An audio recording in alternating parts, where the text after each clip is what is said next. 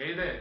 So I've not posted a video in the calculating trig function series for a long while, so I thought why not revisit that, and we are actually almost done with that series. So now let's get started. So now let's get started with Cosx, or rather we'll do e to the x first because that's a bit easier.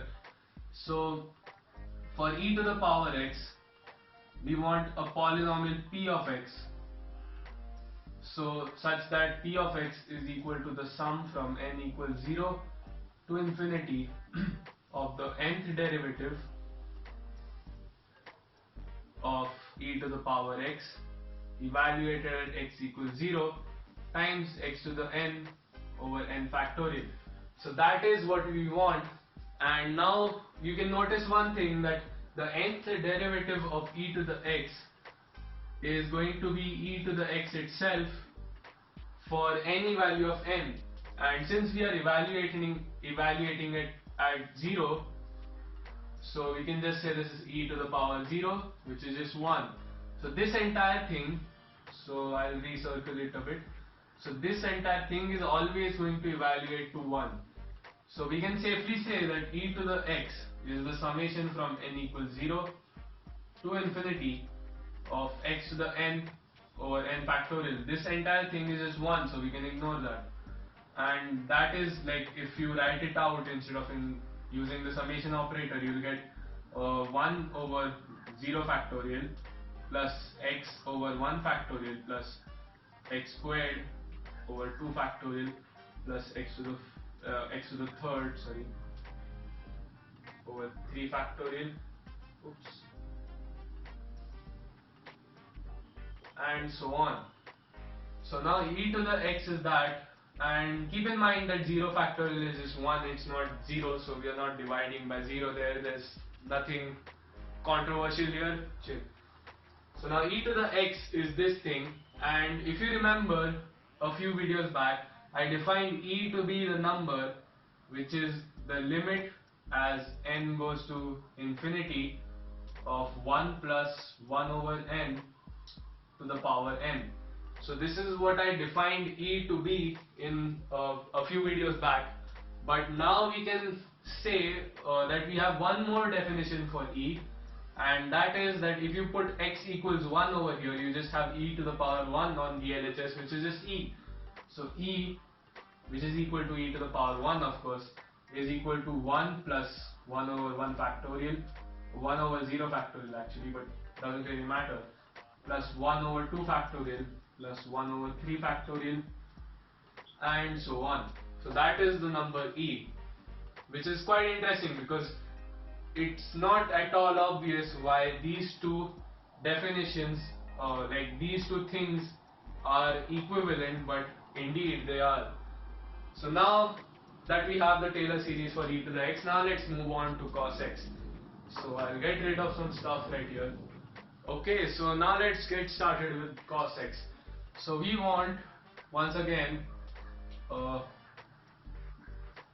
of x to equal some p of x, which is a polynomial, which is equal to the sum as n goes from 0 to infinity of the nth derivative of cos x with respect to x evaluated at x equals 0 times x to the power n over n factorial.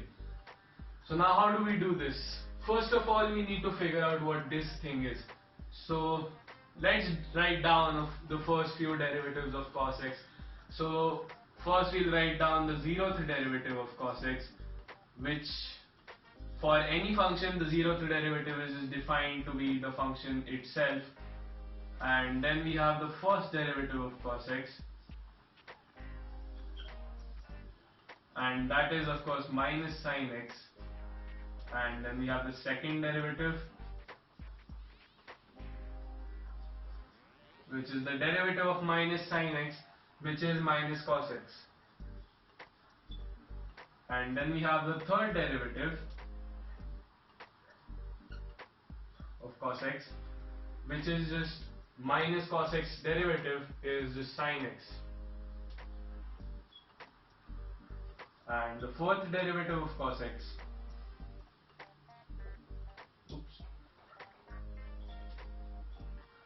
is just cos x itself, and now you can see that you are going to repeat this pattern again. So you start off with 0, 1, 2, 3, and then you get back to 0.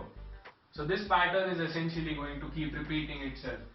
And now we of course want this derivative evaluated at x equals 0, so now let's do that. So cos of 0 will be 1, minus sine of 0 will be 0, and minus cos of 0 will be minus 1, sine of 0 will be 0, and again cos of 0 will be 1. So now that we have this, we can actually generalize, right? So if you have a number which is of the form 4n, like if you have a number, or let's say you have n equals 4k, where n is the index of this summation and k is some integer, then you can safely say that the nth derivative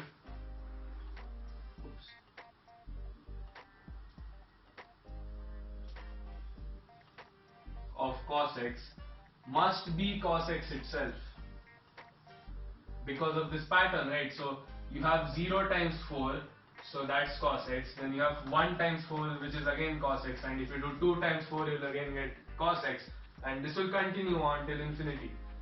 And now this is of the form, so n equals 4k plus 1. So if that is the case, then we can say that the nth derivative of cos x is equal to minus sin x, right? So minus sin x. And similarly for this 4k plus 2, if n is equal to 4k plus 2, you have the nth derivative of cos x equaling minus cos x. And for the fourth one, so here n is of the form 4k plus 3, so the nth derivative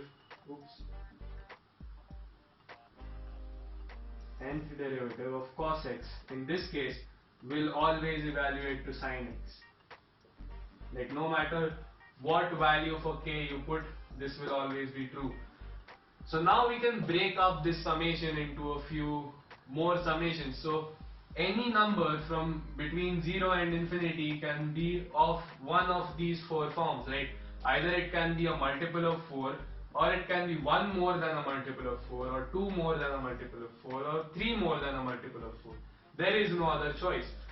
So you can break this summation up into this summation over these integers which are all multiples of 4, the summation over the integers which are all 1 more than a multiple of 4, summation over the integers which are all 2 more than a multiple of 4, and similarly for this, right? You get the idea. So now let's get rid of this thing, and we'll just write it down actually in some corner. So 4k of cos x is always cos x, and 4k plus 1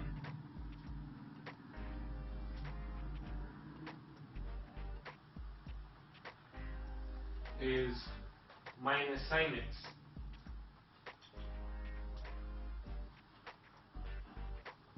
And similarly, if you have 4k plus 2, I'm running out of space here, but I'll do with what I have.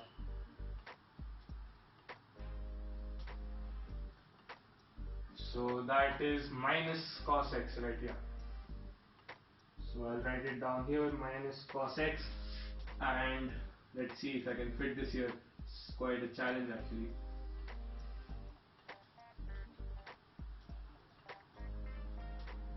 Is for 3 it is sin x, so sin x.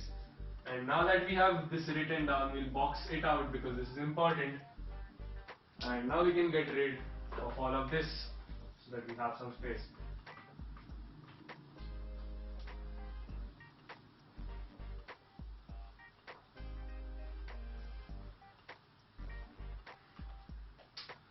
So now let's break this summation up. So now I'm going to define a few more indices. So the first one will be n1. So n1 goes from 0 to infinity, and 4n1 plus 1, one-th derivative of Cosx evaluated at x equals 0 times x to the 4n1 plus 1 over 4n1 plus 1 factorial plus summation from n2 equals 0 to infinity 4n2 plus 2 dx 4n2 plus 2 of cos x evaluated at x equals 0 times x to the power 4n2 plus 2 over 4n2 plus 2 factorial.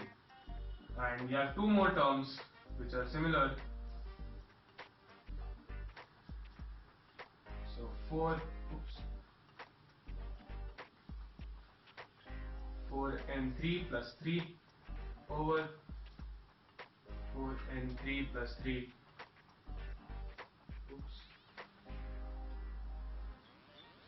cos x evaluated at x equals 0 times x to the 4n3 plus 3 over 4n3 plus 3 factorial. And one last term, so we have n4 here, so n4 goes from 0 to infinity of 4n4 dx to the 4n4 of cos x evaluated at x equals 0 times x to the 4n4 over 4n4 factorial. And now I could have just written 4n4 plus 4, but then I would have had to start my index from -1, which is not a good idea. So we have this, and now we can actually conclude a few things.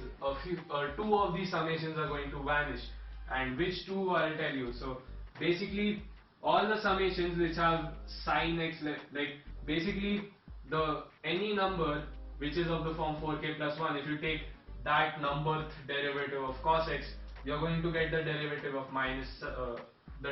as minus sin x. So evaluated at 0, this is just minus sine of 0, which is just 0. So this entire thing is 0, so this summation will vanish. And similarly for 4k plus 3, the same thing will happen, right? So where's 4k plus 3? Yeah, this one. So once again, this is going to be 0 for the same reason. So here instead of having minus sin x, you have sin x. So that is again 0. So this entire thing is also going to vanish. So now you just have these two terms remaining. And even in those, you can get rid of this entire thing by seeing this little chart that we made. So for 4n2 plus 2 form, you have minus cos x, and evaluated at 0, that is just -1. So this entire thing is -1, and similarly this entire thing is just 1. So now if you write the final polynomial once again, I will get rid of some space.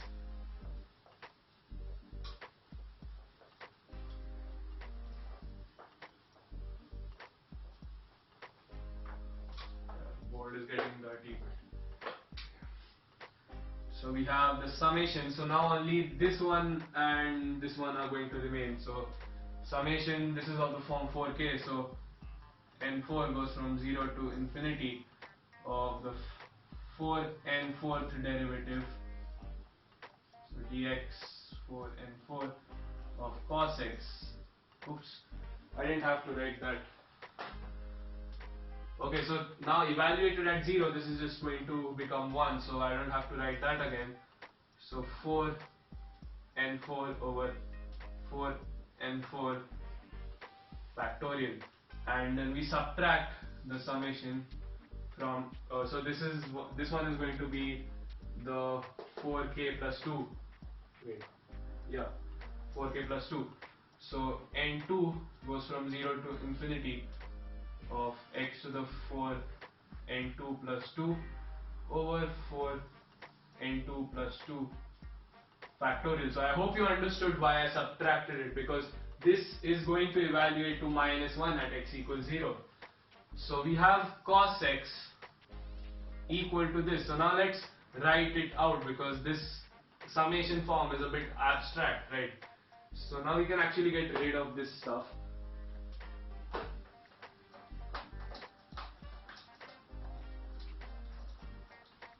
And we can also get rid of this stuff.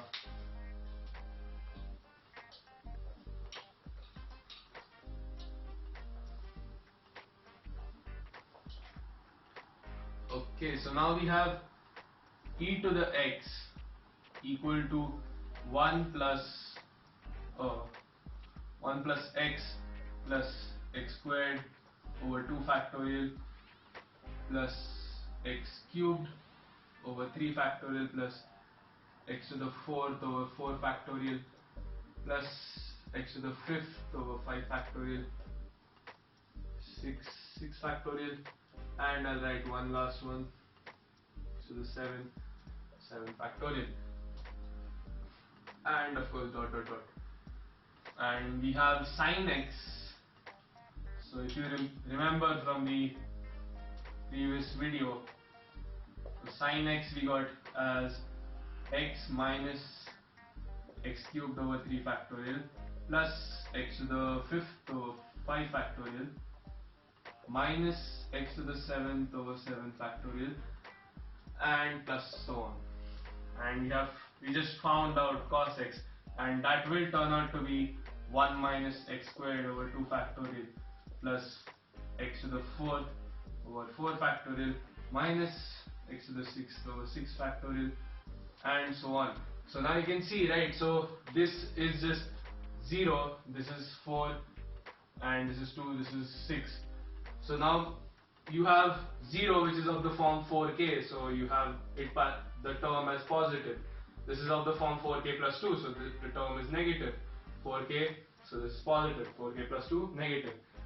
So you have these three Taylor series, and it may not seem so you may not see that there may be some connection between sin x, cos x, and e to the power x by looking at the Taylor series. If these are the only three Taylor series you've seen in your entire life, because you may think that all functions have good Taylor series like these, like positives and negatives, like the simple 1 and -1 coefficients, but that is not true, because you can try for yourself. Try finding the Taylor series for tan x, and you will not find any nice pattern in the derivatives like we did for e to the power x, sin x, and cos x. Like for these for these three, you have cyclic derivatives, right? So for e to the x, the cycle is just of length 1. For sin x, the cycle is of length 4, and similarly for cos x as well, the cycle is of length 4. So every fourth derivative is going to be the same. And for e to the power x, every other, like all derivatives are the same. But it's not the same for other functions, right? So you can try tan x, for example. So tan x, so of course the 0th derivative of tan x is just tan x. That's fine. But then you take the first derivative, which is still not too bad. You have this so that is sec square of x. And if you take the second derivative, now this is where it starts to get complicated, right? So the derivative of sec square will be 2 sec x times the derivative of sec x, which is sec x tan x, which is just 2 sec squared x tan x. And now to differentiate this, you need to use the product rule. And in the after applying the product rule, you will get two terms which are both multiples, like multiples of some power of secant and some power of tan. So you will have to apply the product rule for each of those terms, and the derivatives aren't going to be well behaved like for e to the power x, sin x, and cos x. So if you look at the Taylor series of other functions, you will realize that these are actually very well behaved and they must have some connection, because this kind of a pattern can't be for no reason. So now, to find this pattern, a mathematician called Euler, you must know him, of course, came up with a nice trick which actually tells you the pattern, or like the relation between these three functions. So what he did was, he's like, of course there are minuses and pluses alternating, so he thought that iota could help, iota as in the square root of -1. So he thought maybe if we bring that in, then iota squares and iota cubes will help with these minuses and pluses. Like, so basically, if you look at iota, then I to the power 0 is just 1, of course. Anything to the power 0 other than 0 is 1. And then you have I to the power 1, which is I, and then I square, which is by definition -1, and then I cubed is -1 times I, right? So that is -I, and then I to the 4th is 1, and then the cycle repeats. So it actually has the same cycle as the sine and cos Taylor series, right? So this will again be I, and the cycle continues. So every 4th power is going to be the same. So now he thought that if this matches with the sine and cos Taylor series pattern, then maybe putting in iota somewhere in these Taylor series should help us out. So what he did was, he said that let's put an I in the exponent, which is a bit crazy, I agree. Like, putting an imaginary number in the exponent is really bizarre, but it worked out. So what he did was, he said let's find the Taylor series for e to the ix. So wherever you see x in this Taylor series, you just replace it with ix. So you get 1 plus ix whole squared over 2 factorial plus ix cubed over 3 factorial plus ix fourth over 4 factorial, and you have the 5th power, and I'll write one more term.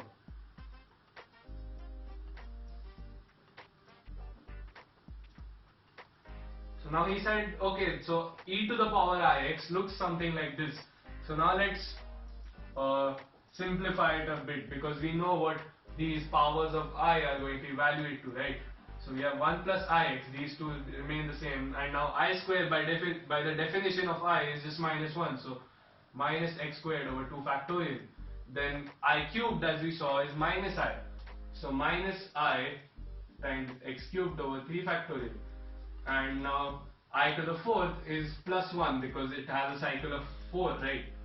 So you have plus x to the 4th over 4 factorial, and then this is just going to evaluate to I, so plus I times x to the 5th over 5 factorial, and then this will be -1, so minus x to the 6th over 6 factorial, and the next term will be minus x to the 7th times I over 7 factorial, and then plus x to the 8th over 8 factorial, and so on. So now he said, okay, e to the ix looks like this, but then he saw a pattern, because now if you see what terms you have in Cosx and a few of the, like every alternating term in e to the ix, then 1 and 1 match, then minus x squared, the minus x squared term and minus x squared match, plus x to the 4th and plus x to the 4th, minus x to the 6th, minus x to the 6th, and the next term would have been plus x to the 8 over 8, so that also matches. So he saw that e to the ix must be equal to cos x plus something. Now that something we'll find out in just a moment. So now that something is going to be this plus this plus this plus this and so on, right?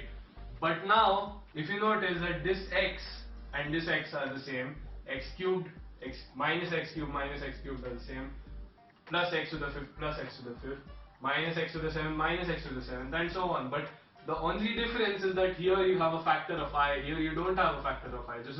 Just multiply with I. So you have e to the ix equals cos x plus I sin x, and that is Euler's most famous and like arguably the most useful identity. And if you've seen e to the I pi equals -1 before, or another variation of this is e to the I pi plus 1 is equal to 0, both of them are saying essentially the same thing. So that comes from here, because if you put in x equals pi, then cos of pi is just -1, because you can draw the unit circle and check. So cos of pi is just -1 and sine of pi is 0. So e to the I pi must equal -1. And this is amazing, because now you can have complex numbers in the exponent. Like, you aren't limited to the reals in the exponent. So this is a really beautiful identity, and if you don't find it beautiful, I don't know what will satisfy you. But that's it I have for today, and thanks for watching.